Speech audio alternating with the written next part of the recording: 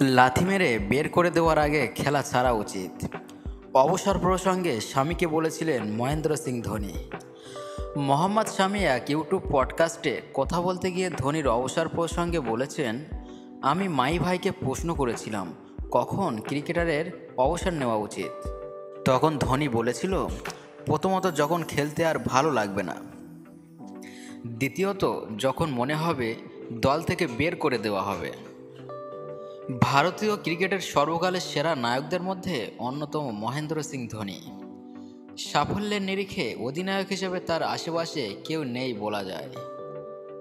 নিজের বর্ণময় ক্যারিয়ারে জিতেছেন 3টি আইসিসি ট্রফি, তার মধ্যে রয়েছে জোড়া বিশ্বকাপ। এছাড়া আইপিএল জিতেছেন 5 বার। নিজে হাতে তৈরি করেছেন এক গুচ্ছ ক্রিকেটারকে, যারা ভারতীয় দলের জার্সিতে নজর কাড়ছেন। অন্যতম উদাহরণ এই মুহূর্তে শিবম দুবে। এবারের আইপিএলে তার দল তেমন নজর কাটতে না পারলেও শেষ দিকে মাঠে নেমে কয়েকদিন ভালো ক্যামিও খেলেছেন এমএসডি। যদিও শারীরিক সমস্যা যে তার রয়েছে সেটা ভালোই বোঝা গেছে এবারের আইপিএলে, কারণ 5 ম্যাচের মধ্যে কখনো পিঠে বেল্ট লাগাতে দেখা গেছে তাকে, আবার কখনো ম্যাচের শেষে পায়ে আইস ব্যাগ লাগিয়ে বসে থাকতে দেখা গেছে।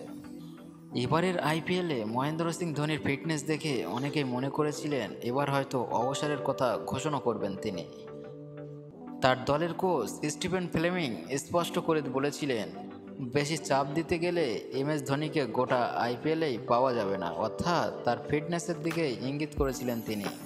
এরই মধ্যে ভারতীয় দলের ক্রিকেটার মোহাম্মদ শামি জানিয়ে দিলেন কেন এখনও ক্রিকেট থেকে অবসর নিচ্ছেন না এমএস ধোনি। মোহাম্মদ শামি এক ইউটিউব পডকাস্টে কথা বলতে গিয়ে ধোনির অবসর প্রসঙ্গে বলেছেন, আমি মাই ভাইকে প্রশ্ন করেছিলাম কখন ক্রিকেটারের অবসর নেওয়া উচিত। তখন ধোনি বলেছিল, প্রথমত যখন খেলতে আর ভালো লাগবে না, দ্বিতীয়ত যখন মনে হবে লাথি মেরে দল থেকে বের করে দেওয়া হবে।